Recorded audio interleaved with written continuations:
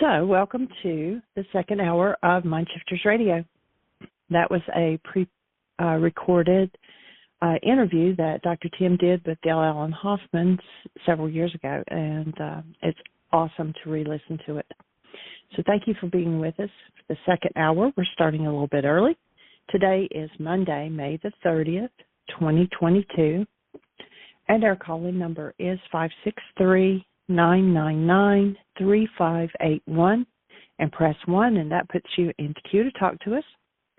And we'd love to hear your comments and questions because that makes this your show. I hope that you're having a blessed Memorial Day weekend. And Michael will be dialing in here in just a moment. I see we already have a hand up, so I'm going to say hello to Susan. Welcome. Hey, welcome back. Thank you. It's good to be back. It was a long drive, but the wedding was so much fun, and it was just a really good time to be with the family. But yeah, definitely glad to be back.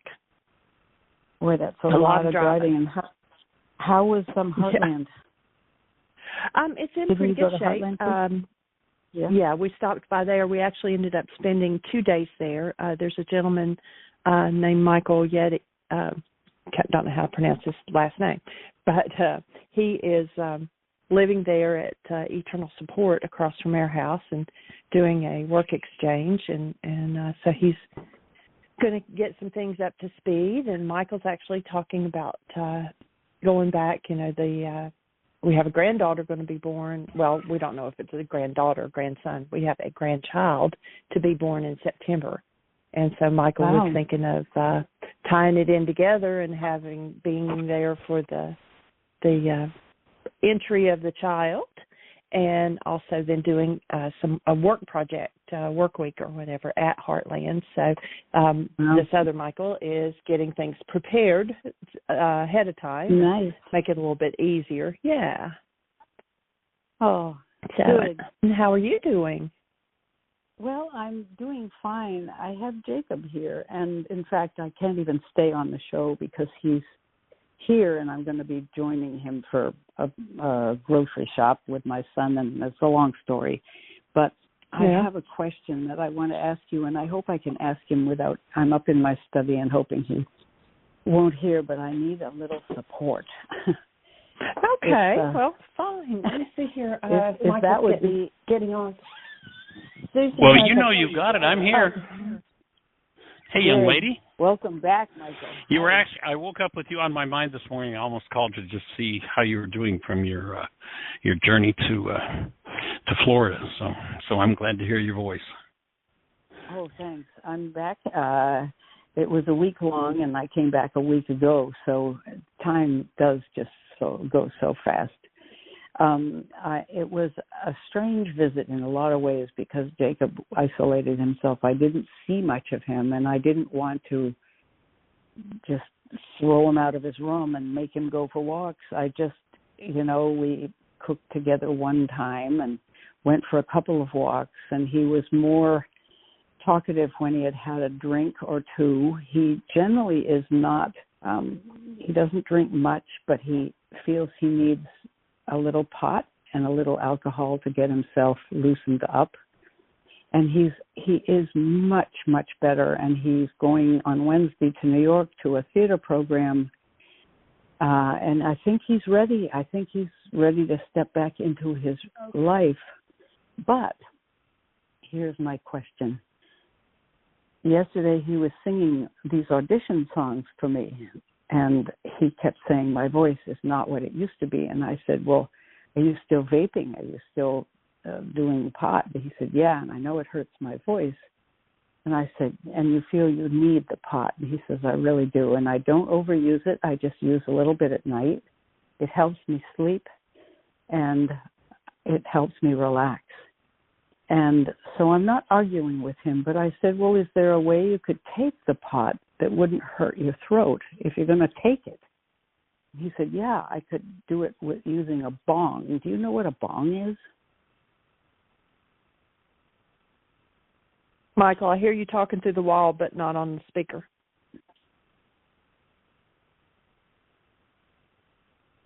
See if my mute button is on. Yeah, you've seen probably Cheech and Chong on TV, and they have a glass device with water in it, and they draw the smoke through the water, and so it's supposed to cool it, and I don't know, make it more palatable, I guess. Humidify it, I don't know. Make it so but it's not so drying your lungs. the throat. What? Yeah, you're still taking the smoke into your lungs, but so that's what a bong is. I am familiar with that. I used to be in the music business, so I've got to see lots of that take place. I'm so thankful that I had the knowledge of drugs when I got into the music business, because it wasn't an attraction to me. Yeah, me too. I feel the same. Well, so I said, well, why don't you, if you're going to do it, why don't you use a bong? And he said, it's too expensive. And I wasn't going to offer to buy it for him, but he said, I want you to say that again. I want to videotape you saying it. My grandmother is suggesting I use a bong. It's like it blew his mind, as if I was giving him permission. Yeah, like you were the one who had originated it. Right. Yeah. So you know what he did? He went right out and spent $60 of his own money and bought himself a bong. Well, I talked to my daughter this morning, and she said, "Oh, Mom, you're supposed to be trying to get him off that stuff." And I said, "Callis, nothing I say is going to get him off of it. So I thought the best thing to do was have the least harmful form of it until he gets himself off of it." So my daughter and I she was nice to me, but she was disappointed. She thinks I ought to go into Al-Anon. And I feel as if my work with you is Al-Anon. I hope it is. Codependency work. Right. So I said I am, and I don't really think it's not my place to tell him that I'm not going to have anything to do with him and tell him he has to get off of it. He's not going to do that. So anyway, I would love your take on my dilemma here. So my input would be that it falls into your old thing about being to blame, so there'd be some work in that direction.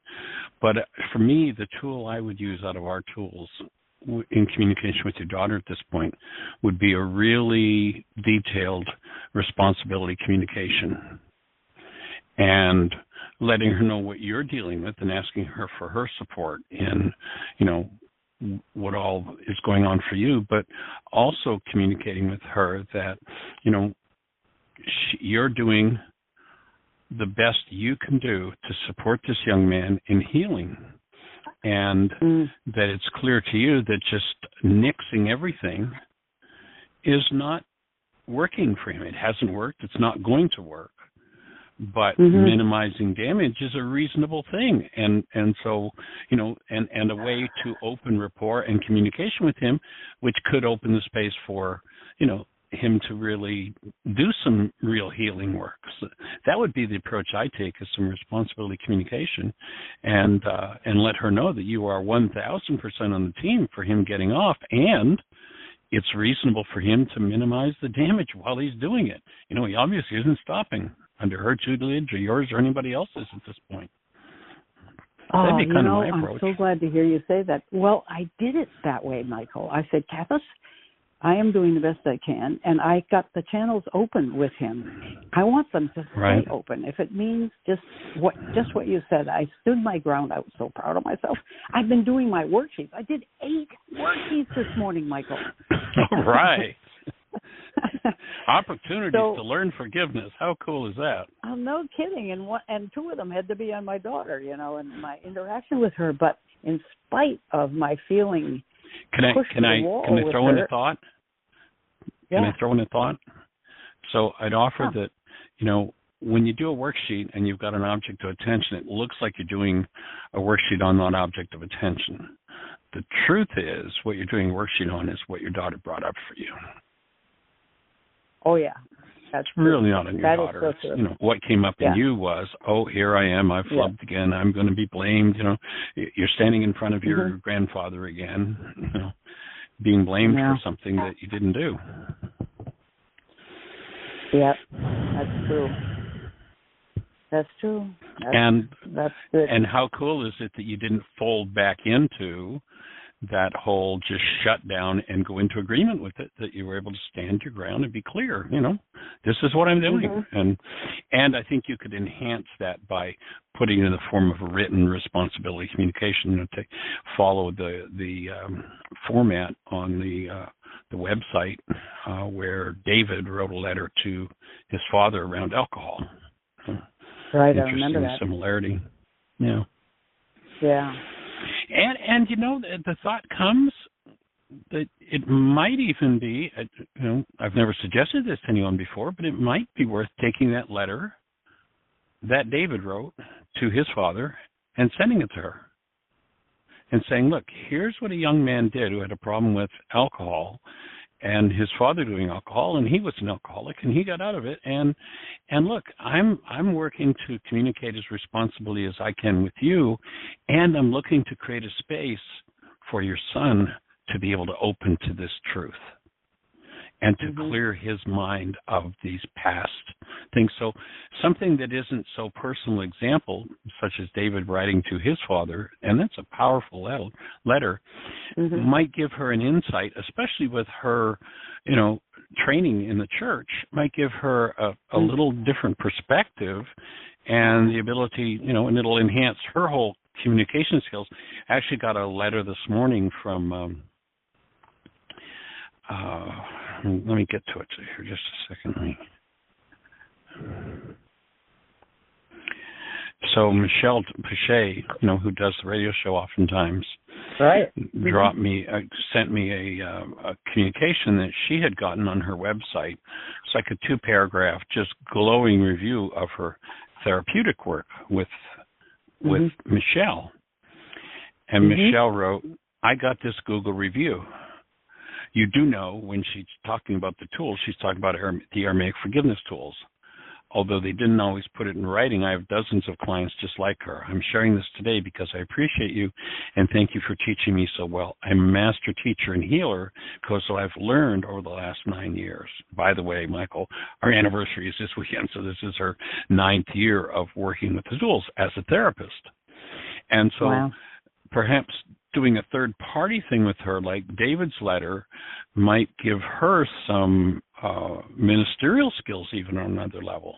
Michelle, a few years ago, we actually did an intensive up at her house in Michigan, and during that intensive, she said, as a therapist, I never had a clue about any of this, and now she's like, I'm so empowered, and when the therapeutic world finds out about this teaching, they're going to be blown away because they don't have a clue.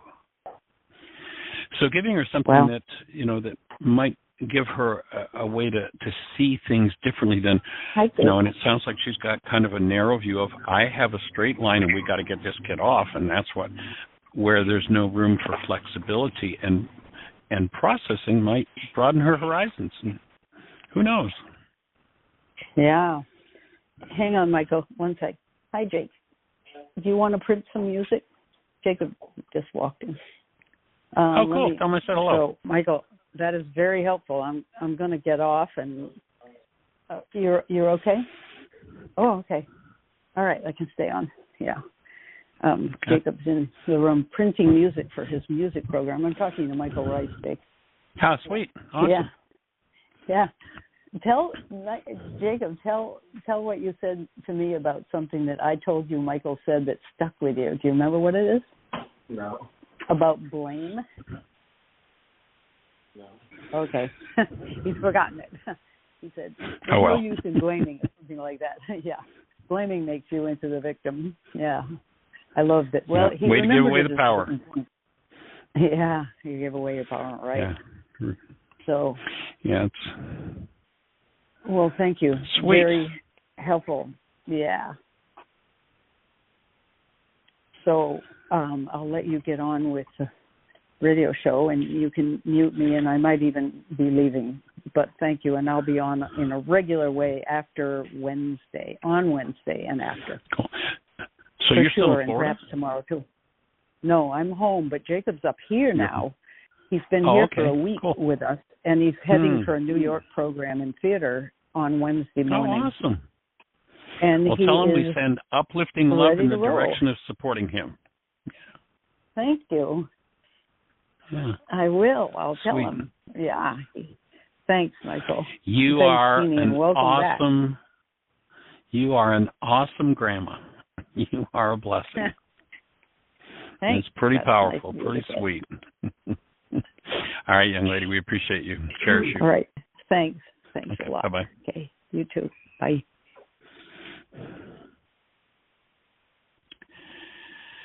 Very sweet. What an opportunity to have these tools. What a gift. Phew. Every mind, heart, and being on the planet is the image, is the goal, is the ultimate purpose. One of the factors in doing that is, in taking these tools forward, or one of the tools involved is what people do with putting nutrition into their bodies. And I was talking to a chiropractor friend of mine, a physician friend, and I had sent him a picture. You know, you might remember last year we talked about the fact that we didn't have tomato plants last year. We've been really nourishing the soil, really building soil. We had tomato trees. Our tomato trees were over 10 feet tall. The year before they were like 4.5, 5 feet tall. Vital, good tomatoes. But last year they were over 10 feet. And this year we have romaine trees. Our romaine trees, the tallest one's about 5 feet tall. And I just got out in the garden before the show started to pick a leaf and measure it. And I have a romaine leaf in my hand right now. It's this deep, dark green. You know, you go to the store and you buy romaine and there's a lot of white in it and such. Well, literally right down into the vein in the center of it, everything is deep, dark green. And the leaf is 10 inches long and 6 inches wide. So, you know, and just so dark green, so loaded with nutrition. It's amazing.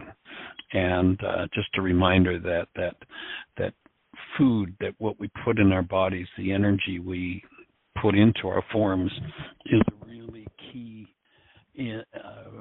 ingredient, a really key factor in the deepest levels of healing that we need to do. And though we may think that investing our lives in going out and making money is what it's really about, the truth is, and I shared yesterday the story of Art Garfunkel and what he did as a broke young man to assist a friend of his who literally had given up, and when he was pronounced blind in, I guess, early college, and quit and isolated himself. And you know, there's a lot more to the game than, you know, what we can put in our pockets and what we can spend. So take time, grow yourself a garden. People say, "Oh, I don't have room for a garden." You know, we've got a small device that's about maybe 16 inches by 8 inches by 5 inches. Portable light on it. It was $70, and it just grows all kinds of greens right, you know, one little corner in the kitchen. And so there are lots of ways to do it besides doing a garden. We started up the first year, and we had a little space that was about 4 feet by 12 feet. And then we went out and got some soil and got some leaves and got some greens and started compost. And we expanded that by another 5 feet. And then the next step was we started on another 5 by 5 space, and that grew into where now this whole beautiful space is about 15 by 15. Both of us are out there working on that this morning. Build soil. You know, the experts tell us that we're about 60 years from the end of soil on the planet. We've turned soil into dirt. You can't grow food in dirt. You can grow chemically augmented pseudo food in dirt, but you can't grow food without soil. And the soil through chemical farming has been just about destroyed. And desertification, you know, the way that we allow animals to utilize the earth. I mean, the whole thing is just a big wake-up call. And really, we need to heal from the ground up, and that means not from our feet up, but from what's under our feet, and turning what has become dirt into soil.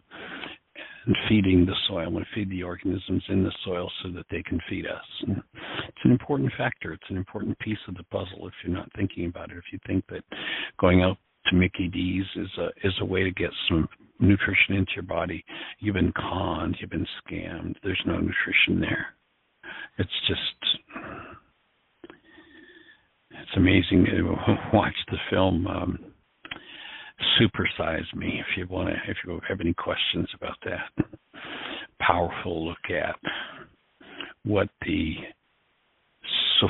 sophistry of the so-called food industry, and what we call the food industry really isn't a food industry anymore. It isn't food.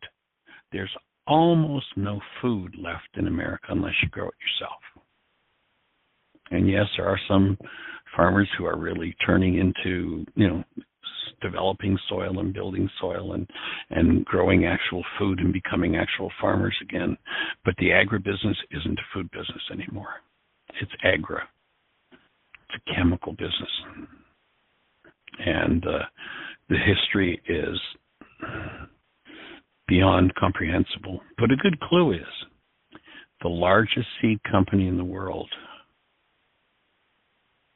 is also the largest manufacturer of chemicals that were designed for war and designed to kill people.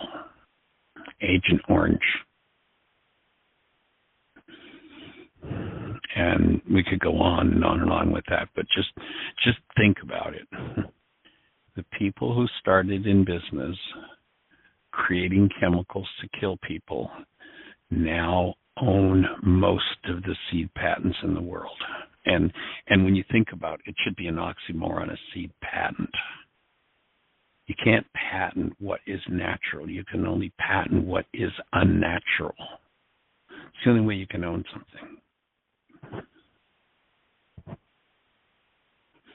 You might want to just for fun's sake, Google Bayer. You think it's an aspirin company. Google Bayer patents Hitler. You see, what words would get you there? Bayer patents Hitler. And I'm trying to think of the doctor involved. Rath, R-A-T-H. Put those 4 words into a search engine and look for an article by Dr. Rath, and you will be shocked. And a whole political party has grown up around protecting that insanity. And it's just time for us to wake up and function as human beings and heal from the ground up. So that's what we're here to support. That's what we're here to be part of. And then I'll breathe through this 10 by 6 inch dark green romaine leaf the power of this nutritional energy to our whole globe and to everyone listening. And I invite you to participate on any and every level that you can. We're here to create support. We're here in particular to understand that we are not physical beings. We are energetic beings. And as energy beings, there are basically 2 qualities of energy relative to our function. One of them is integrative, one of them is disintegrative. Now, we've had sophists, and remember the sophists were a group of Greek philosophers who traveled around Greece charging big bucks to the wealthy to teach the wealthy, the children of the wealthy, how to lie and make their lies sound true. And we've been so flooded and surrounded with sophistry that it's beyond comprehension. And so anything that's based in any form of hostility or fear that presents itself as beneficial to you or helpful to you is a lie, period. If it's not based in love, it's not based in human life, it will not support human life. There are people who will fight for it and murder for it because what it does is it puts money in their pockets. But if it's not based in love, it's not based in life. And so this work is an invitation to wake up from anything that you've been indoctrinated with that's based in hostility and fear, or any of its cousins, hate and rage and guilt and grief and condemnation and gossip and slander and vengeance. Anything based in any of that energy is literally death. And forgiveness is simply a tool to remove death. What is life? If you've ever held a newborn child, you know, if you've tapped into the essence of the newborn, that the newborn is the presence of love. And my offering would be that the best definition I've been able to come up with for life is that life is love flowing through a cell. If you go back to the man Yeshua, he doesn't say, I come to bring you dogma or doctrine. He says, I come to bring you life, and life more abundantly. I come to teach you who you are as love and how to forgive, how to remove everything unlike the truth of you. And it doesn't matter who you're taking your hate and your fear and your rage and your crazy dramas and traumas out on, whether it's your children or yourself when you look in the mirror, whether it's your spouse or the person next door to you or the neighbor or the immigrant, whoever it is. If you're taking it out on anybody, then you're inhibiting the flow of love through your cellular structure, and that's what leads to death. And all death is suicide, and we've been taught in this culture to kill ourselves. Oh, a little rage, a little hate, a little fear, a little intimidation. Hey, everybody needs those things. They don't mean anything. Yeah, they do. They're how we kill ourselves. So this man, Yeshua, 2,000 years ago, gave us a technology with which to remove death. And we're here to support making that available on a global scale. It's so simple. It's so straightforward. If you're not using the forgiveness process, go to the website, whyagain.org, and click on the book. The book's free. Download it. Read it. Unfortunately, we don't have any we can sell you. It's out of print, and I don't know whether we're going to print it or not. Again, we've got so much on our plate. But you can download it and print it free. Or you can go to Amazon or eBay, and they've always got used copies. Read the book. The worksheet process, you can do the forgiveness process live right on the website. And, process. The biggest inhibitor to doing the process of forgiveness is, I don't want to look, and you better shut up and stop forcing me to look at what's inside of me. If you force me to look at what's inside of me, I will rage at you, I will destroy you, I will leave you, I will kill you.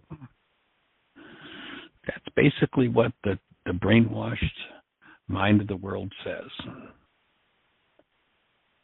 And ours is an invitation. Ours is an invitation to grow up, to be responsible for, and to begin to move out of the brainwash and to take the energetic loads off of your own cellular structure so that you can have life and have it more abundantly. People drug themselves, people use alcohol in order to try to hide those things from themselves. You can run, but you can't hide. You go back into the ancient scriptures and they talk about nothing will remain hidden. Everything will be made known in the light of the day. The light of day, it's all going to come out.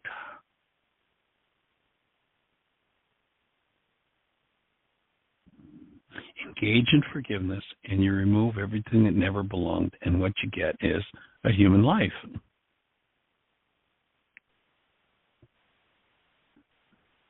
Connect to the higher source of intelligence in you, which is the brain located in the heart, link it up with the brain located in what we call your brain, and all of a sudden you've got a whole new game happening. Use the forgiveness process on the website. There are several different versions of the worksheet. Pick one you like most, start to use it. Download it, print it, start to use it. And or go to your app store on your phone, type in the words Heartland, Heartland, Aramaic, Aramaic, forgiveness. You will be looking at the world's only forgiveness app. It's virtually free of permissions, therefore it is totally, completely private. You can put anything in it you want, and you're the only one who will ever be able to see it. Take it, put it to work. If questions come up from within the app, on every page, you can hit a button and send us a question. We'll answer it here on the radio show, and we'll send you back an email that'll tell you when and where we answered it so you can access the answer. We want you to have this technology. We want you to become proficient at using this technology. That's why we do this show. That's why we do everything we do. So we're honored and delighted that you're part of our conversation today. If you're on one of those stations where we can't see you, our call-in number is 563-999-3581. If you're on one of those stations and you dial that number, 563-999-3581, we'll be having a conversation. If you push 1, Jean will introduce you by area code, and let's talk about it. How can we support you? What's on your mind? Questions, answers, ideas, anything you'd like to share from your experience of working with the tools. Okay, by the way, have Bob, a question in the chat room. Okay, let me just offer a quick shout out to Bob if he happens to be on the show today. I'm still using, it's become my favorite quote, the Groucho Marx quote that you gave us a couple of weeks ago, Bob. Thank you for that. That is such a precious quote. And the quote is, power is only necessary to do damage. Love, and I don't have the whole thing memorized, but love is what's required to do truth. And that's not exactly the words, but Groucho Marx said it so powerfully. And so thanks for that, Bob. It's awesome. Go ahead, Jeannie. Okay, we have a question in the chat room, and then I have a hand up. Great. And so this is Kathy, and she says she just came back from Colombia. By mistake, she drank some bioethanol just to sip, but she realized what it was. Yeah, now she's feeling the effects of it. What can she do to neutralize the effect? What I'd be doing is I'd get to the closest store you can find yourself some charcoal and water. And or, I don't know how much you drank, whether you're in an emergency, call 911. Get to a medical facility. I'm not sure. Bioethanol is a new, knowing what fuel, ethanol is. Well, I'm not sure whether it's a fuel. I'm not sure. It sounds like it, and so if you're in a crisis, I'd get 911, or I'd get to an emergency facility ASAP, and or I know one store that you can readily get charcoal in, activated charcoal, and it's in the supplement department at Walmart. You can grab some, but I'd definitely be getting some of that in my body quickly, and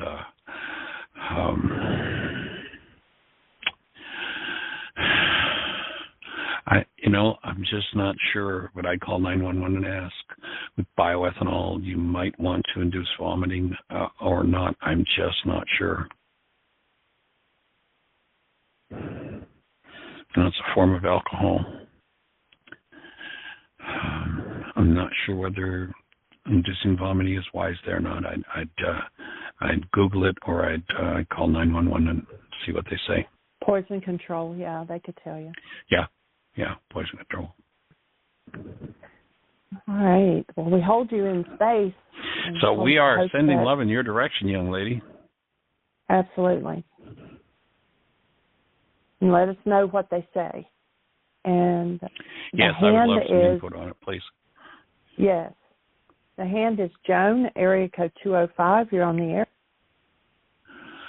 Well, young lady, we haven't heard your voice in a while. Welcome. Good to hear from you. It's good to hear the program.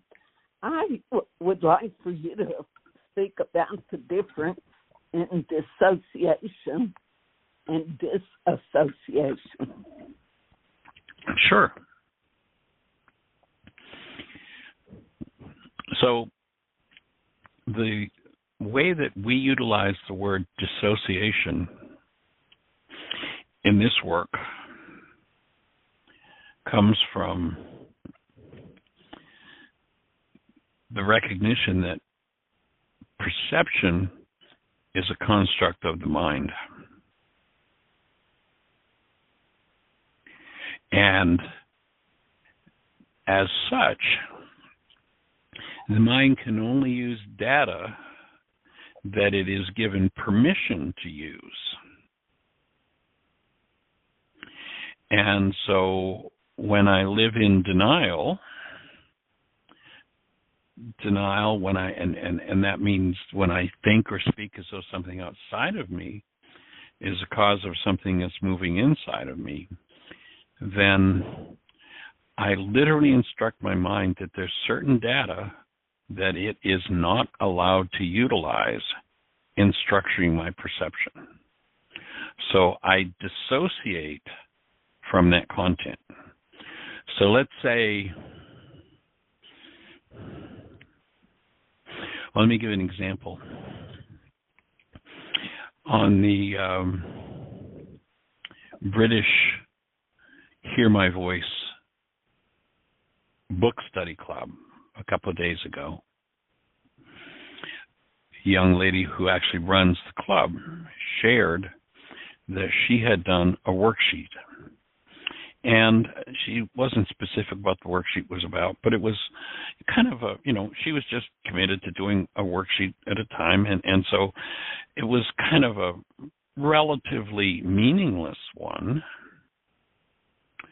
But once she completed it, and this was kind of her point of just the power of that worksheet, and all of a sudden she had this like major insight that had been running her life from the time she was a child, and she had no idea it was there. She dissociated from it. And the thought disorder was, I don't deserve to be here. And she realized, and this is a young woman in her late 30s, I guess. I hope I'm in alignment there if you're listening, Yinka. And she realized that she's lived her whole life with this thought under the surface, but she had dissociated from it. It had been hidden from her. She didn't know it was there. And one of the ideas of the forgiveness process is to touch into that dissociated content. So when I deny, I dissociate, I hide things from myself that would change my life if I knew them, but it's kind of like that process of you made me mad, so now here I am believing that you're the cause of the mad that's moving in me. I have to hide from myself the real cause. I have to dissociate from it. So it's no longer mine to change. It's underlying everything, but I have no idea that it's underlying what I'm thinking now or what I was thinking 10 minutes ago or what I was thinking 10 years ago. People who live in a dissociated state have no idea what's really running their lives. Forgiveness, and you've done enough worksheets, I suspect, to recognize how many times you've touched into something and gone, oh my God, I didn't know that was in me. So that's our dissociated state. It's kind of like, having a file on your computer, you put a password on the file, and then you throw away the password. Well, you can't access that file in the computer anymore. So dissociation is that. Disassociation, on the other hand, is usually happens when people are abused. It usually happens with younger children when abuse occurs, although it can happen at any time in life. And the abuse is so overwhelming that this person literally, it's kind of like they shrink up, disconnect from their own body-mind unit, disconnect from life, and go away. Disassociate. They've literally disconnected from their own lives. So disassociation is different than dissociation in that way. Does that kind of get what you were looking for? Could you use disassociation in a sentence that would illustrate? Yes. So the young man was put in a mental institution because he was so disassociated from his life that he could not function. He was so disconnected from his life that he could not function. And then using the dissociation in a sentence would be during the book study a couple of days ago, a young lady shared that she uncovered with the worksheet something she dissociated from that was underlying her life, and she didn't know it. And when she got in touch with it, she was able to totally de-energize, totally be free of that. And so that would be using it in a dissociation in a sentence. Does that make sense and fit? Yeah. Okay, thank you. Cool. Is there any underlying thought or any underlying way we can support you by how that gets applied, or is there a specific that we can assist you with in that regard? I was working with somebody on a worksheet, and I was unable. They kept reading the word dissociation as disassociation. Associate, right? Yeah, I was unable to distinguish the two. Aha. Okay. Well, it's pretty common because dissociation is not, unless one's a psychologist or very acquainted with the world of psychology, it tends not to be a word that most people comprehend or have worked with. Right. Okay. And when I'm complete, someone had asked that question on Facebook a little while back, and when I find the answer that I gave them, I'll send that to you so you've got something in writing too, and I'll send it to Jeannie to put in the notes. Great, thank you. Cool. Can I give a personal example? Oh, please. Disassociation. And I didn't realize that I was doing it until, when Michael and I were first started dating, and he would occasionally ask me, a penny for my thoughts. And it'd be like I wasn't thinking of anything, but it was like I had left the room. I was still there physically, but it was like I was in a blank stare or something. And what we started doing is when he would notice that I would do that, is to instead of saying, what are you thinking, because I wasn't, what just happened? Did the lights go down? Did the music change? Did a certain person walk by? What happened to trigger me leaving? Because basically that's what I did.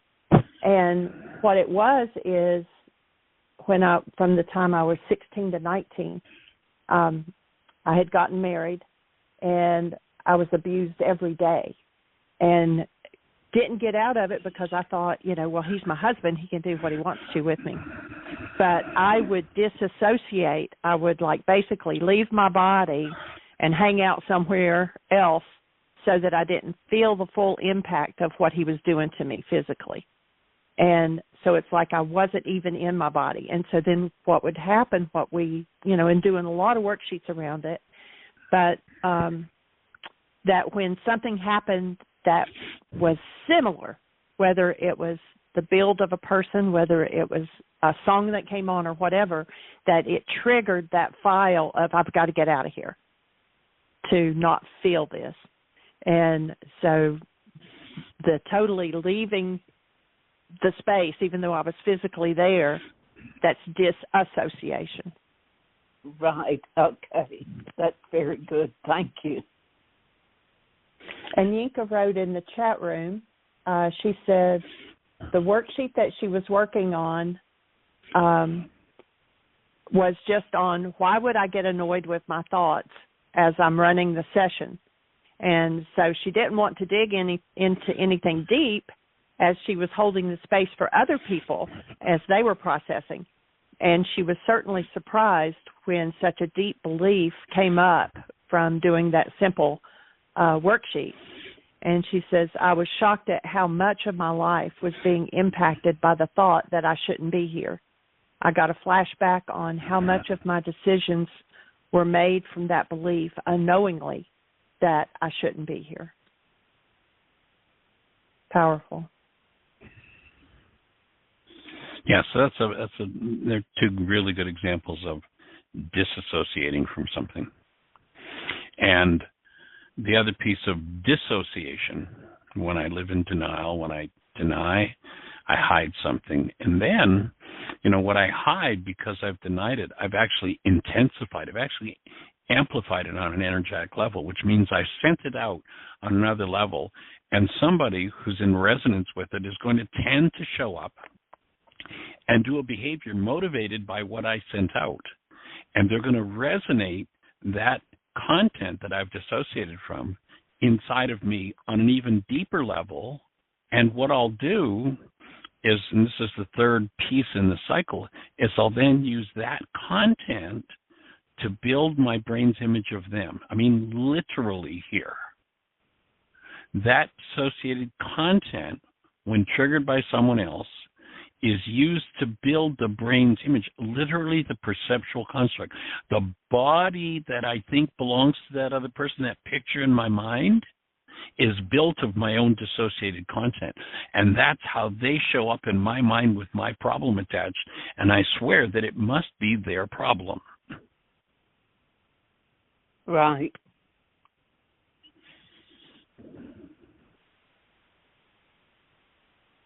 Yeah.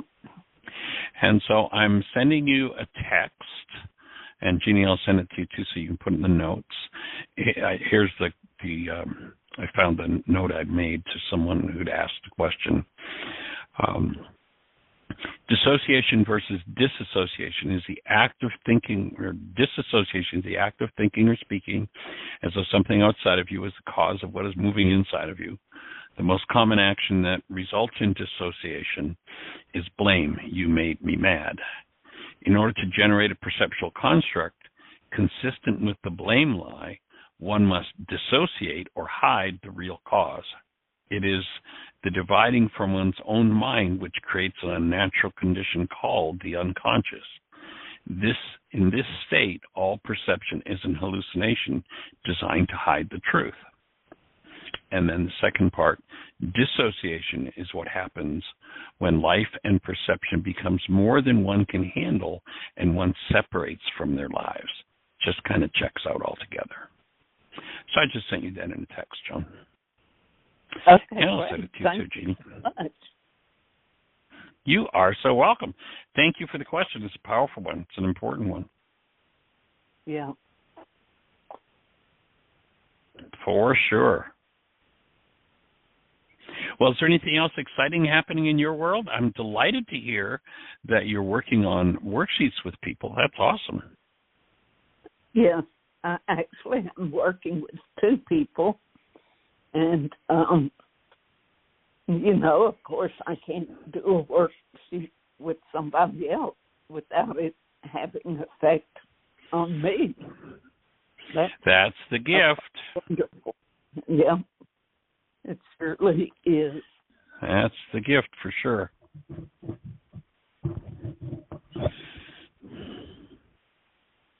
And it's a good feeling to know that I have tools that are beneficial to people. It's a very good feeling. Well, you know, dear heart, you know more about forgiveness than 99.999% of psychiatrists, psychologists, doctors, ministers that have ever lived on planet Earth. So you are eminently qualified to support people through it. You know, my mind is constantly enlarged and boggled every time I watch somebody do a worksheet, every time I do a worksheet and see the result of what people access and the power that it has. It's just beyond comprehension. And it amazes me how many people, when it comes to the man Yeshua, they've named him Jesus, but that wasn't his name, are engaging in what are by and large silly conversations based in beliefs about him rather than the work that he taught. Dogmas and doctrines and fear and terrorizing, you know, it's just amazing, just beyond comprehension. And the power of what he brought. And, you know, thank you for being part of the team that's restoring the understanding on a global scale by sharing it with others. That's just awesome. Yes, it really is. Yay. Well, we're glad you're part of the team for sure. So anything else exciting in your world? Anything else that you have to share with us? Well, the Unity of Birmingham has a new minister. And, oh, that's awesome.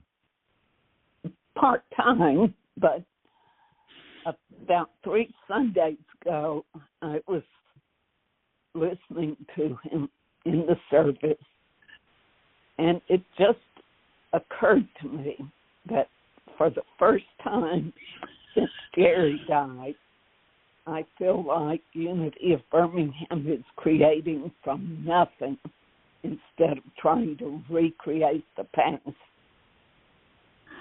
So oh, that's I'm awesome. Yeah, it is.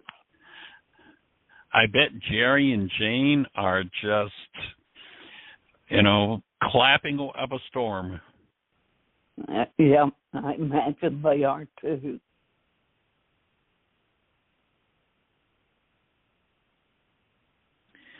Very sweet. Well, tell the minister I said hello and send my love and support. And if there's ever any way we can be of support, we're here to do it.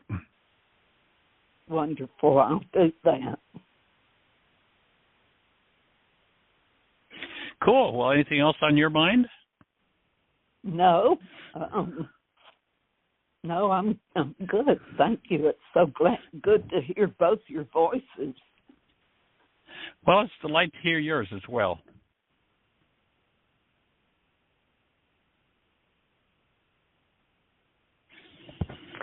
Have a blessed day. We have another question in the chat room. Great, and let's go for it. It's Yanka, and she says, how did you, speaking to me, I guess, get yourself to stop dissociating from it? Even though I can see this belief, the habit, I can see that Michael just speaking, I'm still dissociating and looking at others like it's them. Literally, I just did it today. Could I also have the difference between the dissociation and disassociation sent to me in a message as well? And I'll also put it in the notes for today, too. It'll be in the notes, and I will send it to you for sure. And it just takes practice. You know, one of the things that I do, Yinka, in an intensive is people ask questions, and it gets to be kind of the family joke in the intensive, because I'll take my marker and turn it on the board, and I'll write, and I usually write it once, and then 30 times through the intent, so I'll leave it on the board, and I write over it again and again and again. All of the above, every tool that we teach is about how to do that. One of the tools we talk about in the codependent, you'll run into this as you start to get into the intensive videos, is we'll talk about becoming the thinker apart from the thought, the feeler apart from the feelings, the actor apart from the actions, the witness, the observer of your own mind.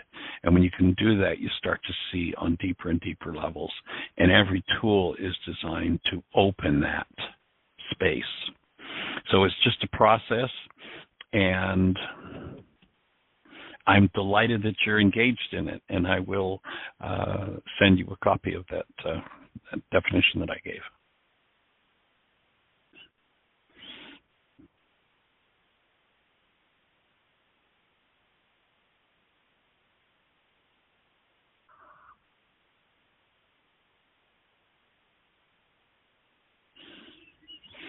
So, any other thoughts for you, Yinka?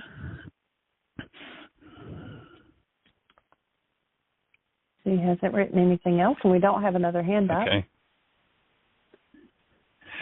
Well, we've still got about 10 minutes, so there's room for lots more conversation. How can we support you? What's happening out there? If you push 1, and/or Yinka, I don't know if you've tried. If you can get in on Skype, it'd be nice to have a conversation with you on the show. That would be cool.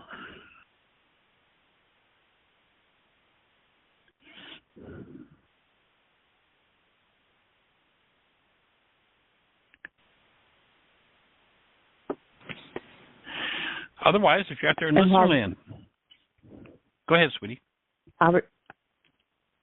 She says, how do you do it on Skype? There should be, it's not showing up on mine, but when you are in the chat room, there should be somewhere up near the top, call in. I'm just looking, it's not showing on mine, but it's usually got a Skype button. I don't see it on mine. I wonder if they changed that. And mine may look different because I'm on as like host, but should be able to Skype call in. And the book club that we're talking about, we do, Michael is part of it on the 2nd and 4th Thursday of every month until we're complete. Yeah, she says there's no Skype button on hers either. I will drop a line to the help desk and ask them if they've done away with that or what.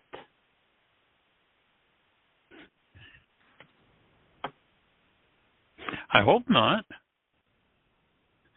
Didn't Bob tap in via Skype just a couple of weeks ago there? He did. So I don't know if you can just dial the number using, like open up your Skype account and just dial the number in from there. I'm not sure if it works like that.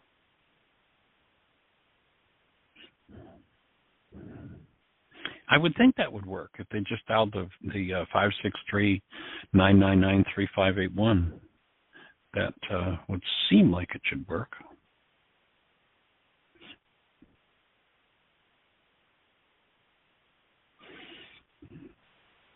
So if you're out there in listener land, how can we support you? What's on your mind?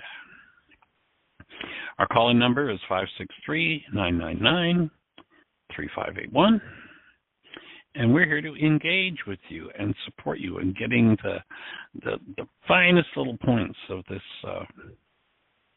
this process opened up.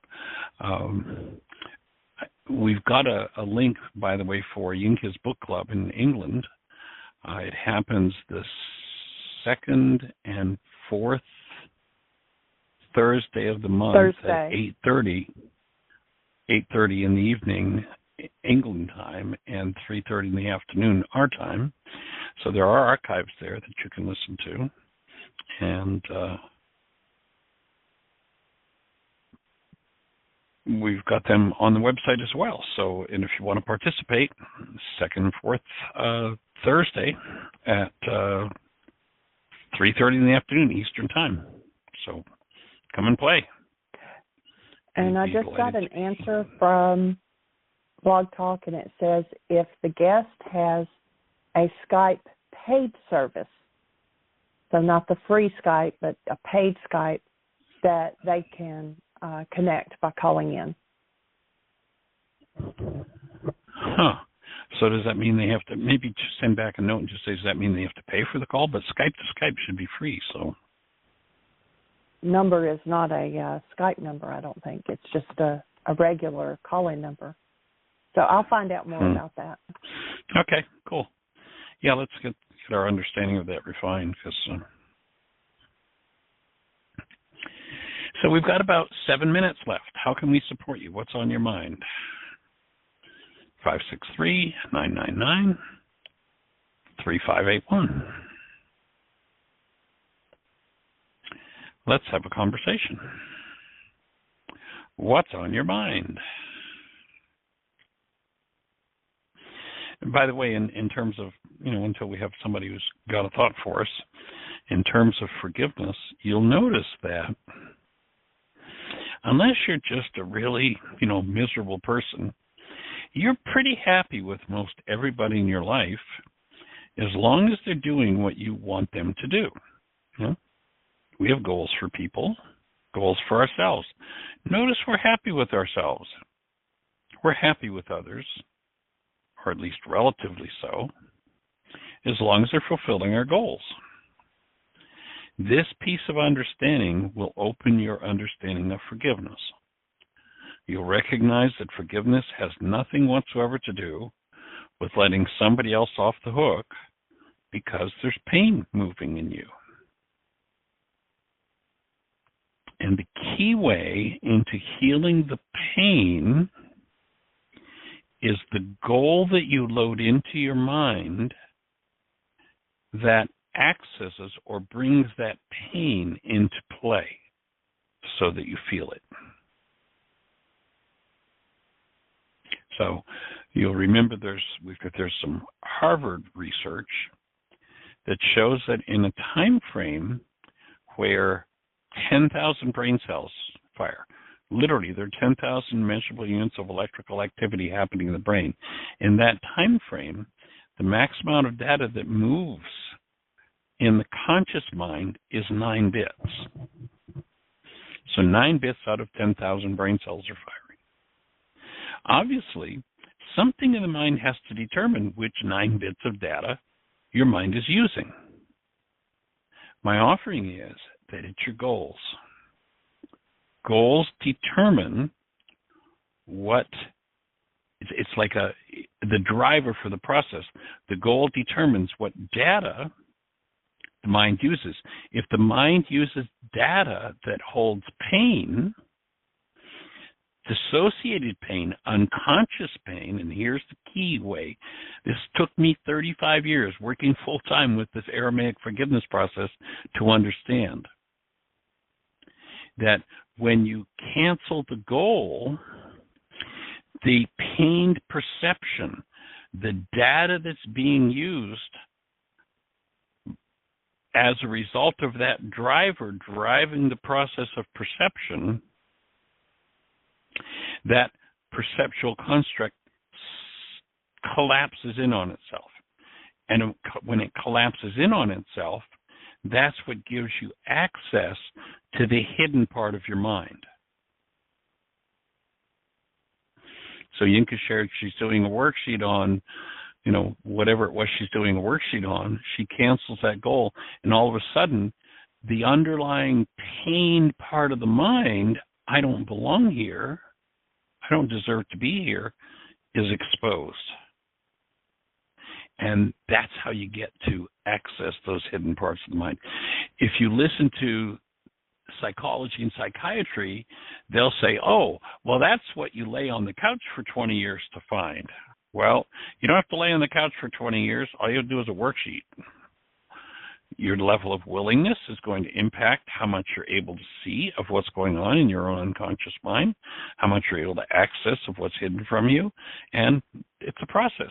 So engage in the process and everything changes.